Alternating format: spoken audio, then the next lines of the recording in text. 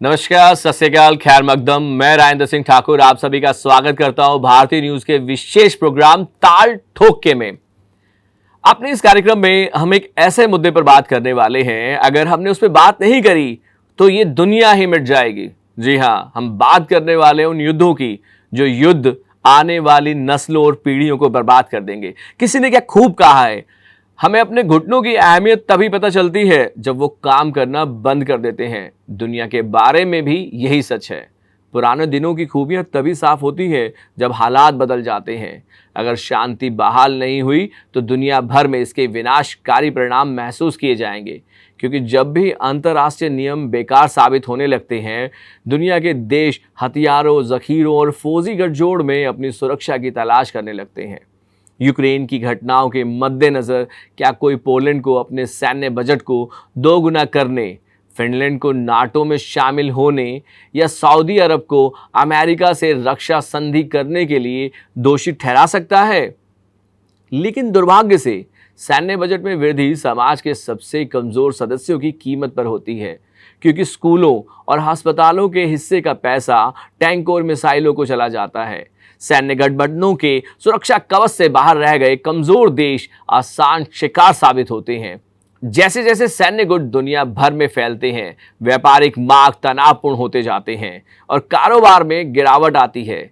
इसकी सबसे बड़ी कीमत भी गरीबों को ही चुकानी पड़ती है। और जैसे जैसे सैन्य गुटों के बीच तनाव बढ़ता है, साथ ही इस बात का अंदेशा भी बढ़ने लगता है कि दुनिया किसी सुदूर कोने में एक छोटी सी चिंगारी भी पूरी दुनिया में आग को भड़का देगी। हालांकि इस तरह के दृश्य हर मनुष्य के लिए नए नहीं हैं। 2000 से भी ज्यादा साल पहले कौटिल्य ने बताया था कि कैसे एक अराजक दुनिया में सुरक्षा की तलाश हर किसी को पहले से कम सुरक्षित बनाती चलती है। दूसरे विश्व युद्ध और शीत युद्ध जैसे पिछले अनुभवों ने हमें बार बार सिखाया है कि वैश्विक संघर्ष में कमजोर लोग ही सबसे ज्यादा पीड़ित होते हैं। उदाहरण के लिए दूसरे विश्व युद्ध के दौरान हताहतों की सबसे ज्यादा दर इंडोनेशिया में थी।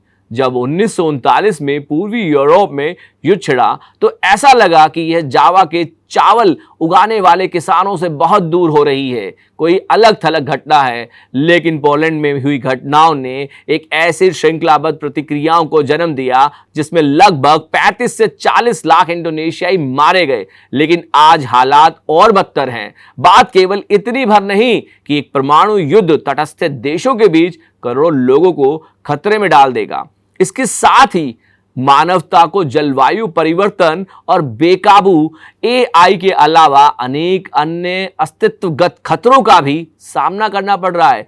जैसे जैसे सैन्य बजट बढ़ता है, वैसे वैसे वह पैसा जो ग्लोबल वार्मिंग को हल करने में मदद कर सकता था, वह हथियारों की होड़ में खर्च होने लगता है। जैसे जैसे सैन्य प्रतिस्पर्धा बढ़ती है, जलवायु परिवर्तन पर समझौतों के लिए आवश्यक सद्भावना लुप्त होती जाती है।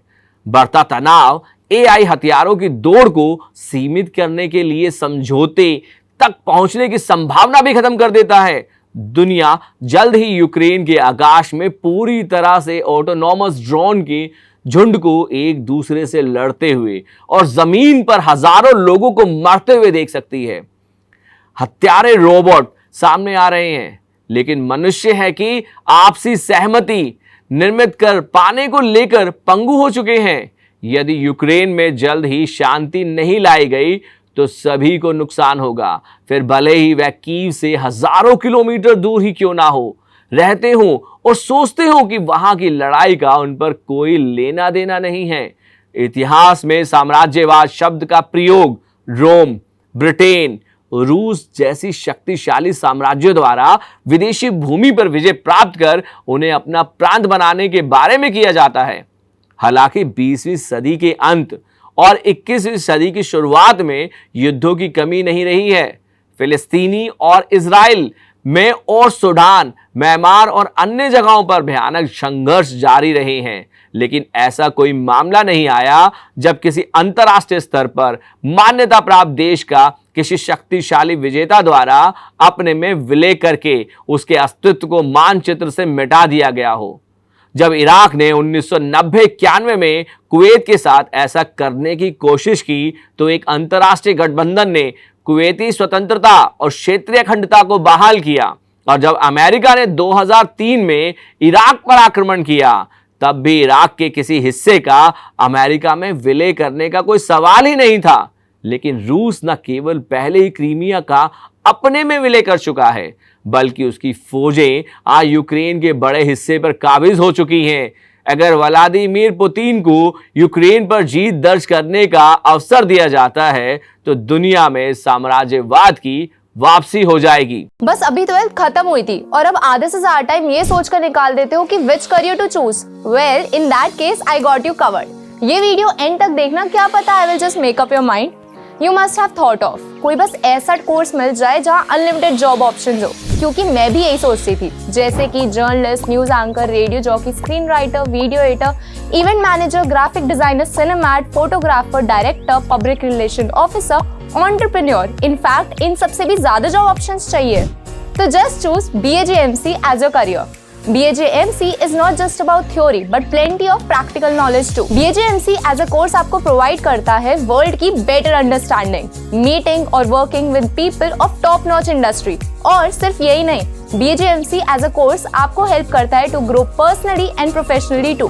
सो what are you waiting for? Choose BAJMC, क्योंकि इधर आपको मिलेंगी एंडलेस पॉसिबिलिटीज। राजनीतिक गलियारों की आवाज आपके कानों तक पहुंचाने के लिए एक नए मुद्दे के साथ फिर मुलाकात होगी आपके विशेष कार्यक्रम ताल ठोक के में सोमवार रात 8 बजे। तब तक के लिए बने रहिए भारती न्यूज के साथ। धन्यवाद।